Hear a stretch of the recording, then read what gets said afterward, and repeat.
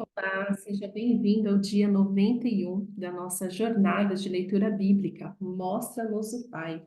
E estamos meditando, depois de ter lido o Pentateuco, como eu amo o Pentateuco, agora a gente está vendo como que os ensinamentos de Jesus é totalmente coerente com o Pentateuco. Estamos no Evangelho de Lucas, agora no capítulo 8, né? Para hoje, capítulo 8 e também no Salmo 29. Mas o que é muito legal, é muito incrível, é muito maravilhoso quando você faz essa leitura do Antigo Testamento, juntamente com o Novo Testamento, você começa a ver. E aí você começa a ver que Jesus, ele não está anulando nada do que foi dito no Pentateuco. Muito pelo contrário, Jesus, ele valida o que está sendo falado, o que foi falado no Pentateuco. Porque eu não sei se você sabe, mas o que nós conhecemos como Antigo Testamento era a Bíblia que Jesus lia. Oh! Não sei se você sabe, mas o que nós chamamos de Antigo Testamento eram os livros que os discípulos liam. Oh, que os apóstolos liam. Oh, descobriu o Brasil. Mas quando você para pensar nisso, se você parar para refletir, fala, uau, então assim, os ensinamentos de Jesus é 100% coerente. Jesus não veio para anular. Ai, Jesus anulou a lei. Não. Ele veio, na verdade, falar assim: olha, eu vou te ensinar a viver o modo que Deus sempre quis que você vivesse, né? Então, por isso que é tão maravilhoso. A gente terminou de ler Pentateuco, que agora nós estamos no ensinamento de Jesus, que é 100% coerente. E bora lá. Capítulo 8, a partir do verso 1, nós lemos. Depois disso, Jesus ia passando pelas cidades e povoados, proclamando as boas novas do reino de Deus. Os 12 estavam com ele e também algumas mulheres que haviam sido curadas de espíritos malignos e doenças. Eu dei muita ênfase, né, nos espíritos malignos. É porque assim, gente, vamos lá, né? Por isso que assim, leia a sua Bíblia, vai, para você não ficar refém dos loucos que existem por aí. Existe muita loucura, né? Inclusive, eu estava conversando com uma amiga esses dias, que eu falando assim, gente, o sobrenatural existe? Existe. As leis espirituais são verdadeiras? São verdadeiras. Mas o sobrenatural tem que andar de mãos dadas com a palavra de Deus. Porque senão vira teatro, vira loucura, né? Que é o neopentecostal, que é o ultra mega pentecostal, que é tudo sobrenatural, pessoas alienadas da realidade. Não tem nada de palavra bíblica e só quer se mover pelo sobrenatural, que acaba se movendo por onde? Pelo seu emocional. E aí tudo é emocional, tudo é emocional. Não. O nosso chamado é um chamado para viver em equilíbrio. O nosso equilíbrio está no temor do Senhor, no conhecimento da palavra. Mas sim, espíritos malignos trazem doença, então as pessoas precisam também ser curadas de espíritos malignos e de doenças. Olha essa divisão. Elas eram curadas de espíritos malignos e de doenças. Então, existe o orgânico e existe o espiritual. Existe o corpo, existe o sobrenatural. Como que você vai saber o que que é o quê? Na sua comunhão com o Senhor. Ele te mostrará. Porque Jesus é a verdade, o caminho e a vida. E se você buscá-lo, ele te trará clareza. Ok? Mas continuando, dessas mulheres maravilhosas. Maria, chamada Madalena, de quem haviam saído 7 demônios, mulher endemoniada, era, mas encontrou com Jesus, Jesus limpa tudo, de quem havia saído 7 demônios. Joana, mulher de Cusa, administrador da casa de Herodes. Susana e muitas outras. Essas mulheres ajudavam a sustentá-los com os seus bens. Olha a mulherada aí no empoderamento. A mulherada sustentava Jesus e os seus discípulos com os seus bens. Fala aí. Fala, eu quero saber em que lugar da Bíblia existe espaço para feminismo ou espaço para machismo? Não. O chamado para a generosidade de seja generoso com seus bens é para homens e mulheres, e aqui essas mulheres, uma vez tendo sido tocadas por Jesus com os seus bens, ajudava a sustentar o ministério deles. Olha que coisa incrível, é maravilhoso. Verso 4: Reunindo-se uma grande multidão e vindo a Jesus, gente de várias cidades, ele contou esta parábola. O semeador saiu a semear. Enquanto lançava a semente, parte dela caiu à beira do caminho, foi pisada, e as aves do céu a comeram. Parte dela caiu sobre pedras, e quando germinou, as plantas secaram, porque não havia umidade. Outra parte caiu entre espinhos que cresceram com ela e sufocaram as plantas. Outra ainda caiu em boa terra, cresceu e deu boa colheita, a 100 por um. Tendo dito isso, exclamou: Aquele que tem ouvidos para ouvir, ouça. Ou seja, pode ser que você tenha ouvidos, mas não são ouvidos para ouvir. Então, começa a pedir para o Senhor, né? Começa a perceber, você tem ouvidos para ouvir? Porque só ouve Jesus quem tem ouvidos para ouvir. Eu sempre eu sempre paro aqui nesse versículo que eu fico assim, meu Deus, será que eu tenho tido ouvidos para ouvir? Porque assim, de fato, por muito tempo, eu estava tão ocupada com as minhas próprias demandas, com as minhas próprias mazelas, com as minhas próprias dores, com as minhas próprias expectativas, que eu não tive ouvidos para ouvir o Senhor. Os meus ouvidos estavam voltados para ouvir as minhas queixas, ouvir as minhas dores, ouvir julgamento das pessoas. O meu ouvido estava voltado para ouvir críticas, então tudo que as pessoas me falavam, eu tomava aquilo como uma coisa ruim. Então, por muitos anos, sendo crente dentro de igreja, né? Não preciso lembrar que eu cresci na igreja, oh meu Deus, quantos séculos perdidos dentro da igreja, no meu caso, mas eu não tinha ouvidos para ouvir Jesus. E é isso que faz toda a diferença. Verso 9. Seus discípulos perguntaram-lhe o que significava aquela parábola. Ele disse: A vocês foi dado conhecimento dos mistérios do reino de Deus, mas aos outros falo por parábolas, para que, vendo, não vejam, e ouvindo, não entendam. Essa é referência a Isaías 6:9, que fala, mas assim, Jesus, olha lá, cadê o Jesus da Disney que fala, ai, é para todo mundo. Ué, que mistério é esse? Por que que Jesus falava em parábolas? Para que alguns poderiam sim, a alguns foi dado conhecimento dos mistérios do reino de Deus, mas há outros que, porque Jesus falava por parábolas, eles tinham olhos e não viam, tinham ouvidos e não entendiam. Por quê? Ai, que Jesus malévolo.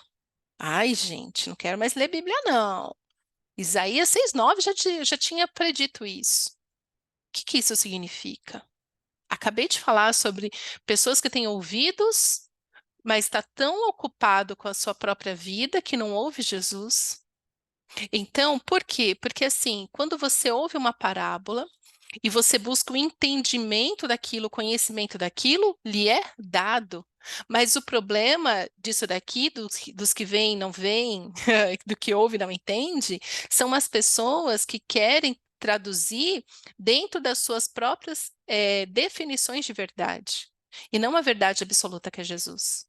Entende? Então não é de acordo, ai, que Deus escolhe. Esse eu quero, esse eu não quero. Não, Jesus, Deus não faz acepção de pessoas, mas Deus faz acepção de corações. Um coração que se volta para amar o Senhor, para buscá-lo, para entendê-lo, é dado a essas pessoas o conhecimento, o entendimento dos mistérios do reino de Deus. Mas aquelas pessoas que querem viver no pecado, que querem fazer as coisas do seu próprio jeito, que se orgulham da sua vaidade, que se orgulham do seu coração duro, a essas pessoas não adianta. São pessoas que têm olhos, mas não veem, têm ouvidos, ouvem, mas não entendem. Por quê? Porque não querem. Porque o coração dessas pessoas está voltado. Então, o Senhor, por ser justo, ele fala assim: é isso que você quer? Você quer ficar só dentro do seu mundo, vivendo com seus próprios demônios? Fique aí. Você pode fazer o que você quiser. Então, essa ideia de que, ai, Deus vai lá, quebra muros, nananã, daqueles que suplicam, aqueles que clamam pelo Senhor, esses são resgatados, esses têm entendimento. Mas aqueles que querem ficar inundados dentro das suas próprias trevas, Deus os deixa ali. O Senhor nunca vai te obrigar a amá-lo. Porque senão não é espontâneo, a obediência tem que ser espontânea, a obediência é algo que nós damos para o Senhor.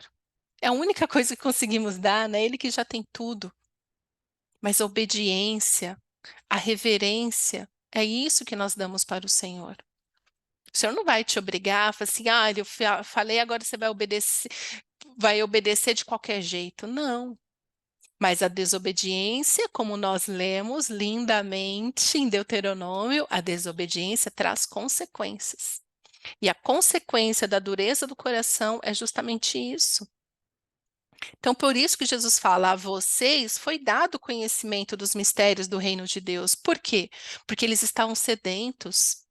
Jesus falava, eles queriam mais, eles queriam seguir a Jesus, eles abandonaram tudo, eles deixaram. Vamos entender, esses discípulos, eles deixaram tudo para trás para seguir Jesus. Eles deixaram seus trabalhos, eh, sua reputação para seguir Jesus.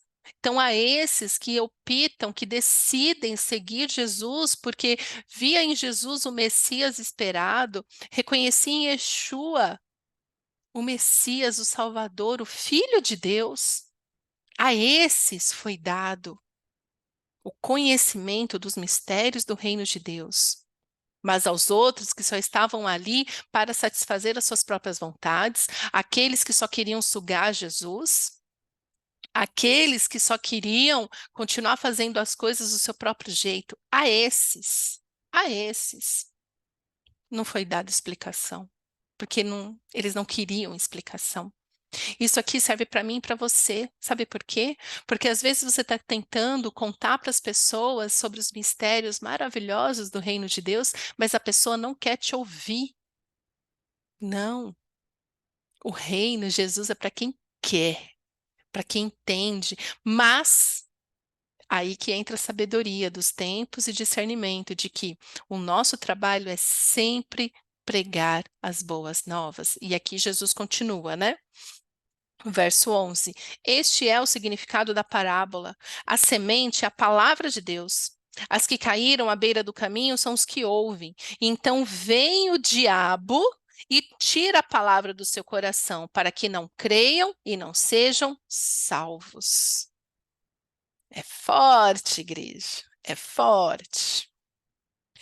13. As que caíram sobre as pedras são as que recebem a palavra com alegria quando a ouvem, mas não têm raiz. Creem durante algum tempo, mas desistem na hora da provação. As que caíram entre espinhos são as que ouvem, mas ao seguirem seu caminho são sufocados pelas preocupações, pelas riquezas e pelos prazeres desta vida e não amadurecem.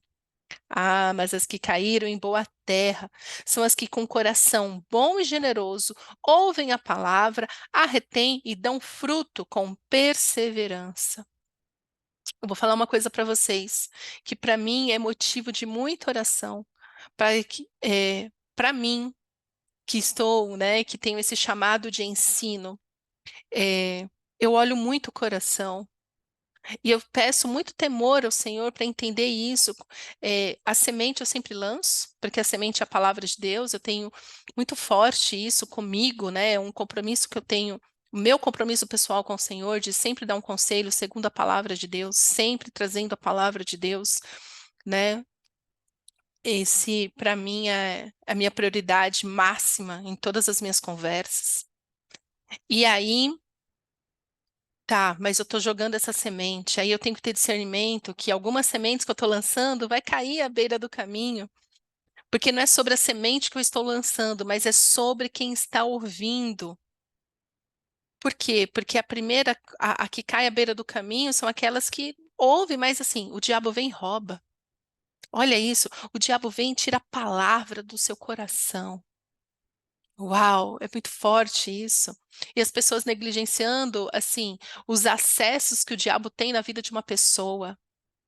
Por isso que eu tenho me dedicado tanto a falar sobre obediência, vida e santidade, porque eu já estive nesse lugar de ter a palavra roubada do meu coração. Já estive, eu já tive todos esses solos aqui. A palavra vinha, caía na beira e o diabo vinha e roubava. Como que ele rouba? Com as suas mentiras. Com as suas mentiras, para que não creia e não seja salvo.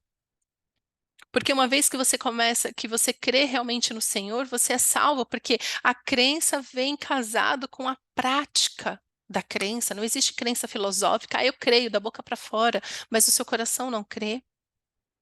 Já também passei por isso na minha própria vida. Então, caíram sobre pedras são os que recebem a palavra com alegria quando ouve. Nossa, você vai para aquela pregação, nossa, que pregação maravilhosa. Hoje a palavra falou comigo, mas não cria raízes. Caem, creem durante algum tempo, mas desistem na hora da aprovação. Na hora da aprovação vem o medo e fala assim: não, cadê o meu Deus? Meu Deus me abandonou, então eu tenho que fazer deixa eu fazer aqui uma feitiçariazinha branca que me ensinaram, que se eu pular 3 ondinhas, dá sorte. Ai, se eu pedir para São Longuinho, ele me ajuda a achar as coisas. Eu estou dando uns exemplos muito toscos, porque a feitiçaria ela é tosca neste nível. E aí você está achando que não, tudo bem, tal. Não, chega a hora da aprovação, é a hora que vai ver se aquele culto que você assistiu, que você achou que foi tão abençoado, aquela palavra que falou com você, ela tem vida. Você se lembra de quem é o seu Deus. Eu também já caí nisso, caí feio. Desistia, toda vez desistia do Senhor na hora da aprovação, aí eu buscava lá ajuda com psicólogos, com não sei o quê, nananã, desistia. Aí existe aquela, né, a palavra quando ela cai entre espinhos, né? Ouve, mas ao seguir um caminho são sufocados pelas preocupações. Isso é o que mais nós vivemos hoje em dia, né?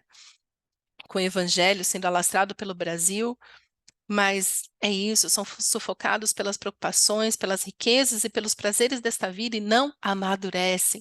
É o que tanto eu falo aqui sobre uma fé infantil, uma fé imatura, crentes imaturos emocionalmente, imaturos espiritualmente, a palavra de Deus não tem raiz. E eu vou te falar, eu tive que chegar no fundo do poço. Eu cheguei no fundo do poço até o dia que a minha terra, eu falei, Senhor, cura a terra do meu coração.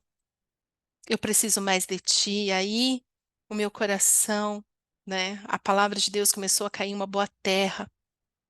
A terra do meu coração, né? O meu coração começou a ser um terreno fértil para a palavra de Deus. São com os que coração bom e generoso ouvem a palavra, a retém, dão fruto com perseverança. Estou tão longe disso ainda, estou tão longe disso ainda, de dar todos os frutos que eu quero que dê. Mas eu te falo, ore, eu vou orar hoje pelo seu coração, que seu coração seja um terreno fértil para a palavra de Deus. Mas cuidado. Se você está ouvindo aqui agora, eu creio que ah, existe ainda uma semente dentro de você da vontade de conhecer o Senhor. Conheça o Senhor busque o Senhor enquanto se pode achá-lo. Enquanto se pode achá-lo, porque vai chegar um tempo que não se poderá achá-lo. Mas hoje é tempo de buscar, então eu creio que existe sim uma semente dentro de você, mas você não sabe o que está acontecendo na sua vida. Passa por esse filtro dos terrenos. Um dia mesmo, eu aqui, né, me lastimando, Senhor, tanto tempo de crente, por que que eu vivi uma vida tão miserável, emocionalmente, espiritualmente, materialmente? Nossa, gente, é sério. Eu falo aqui, a lista de desgraças é grande.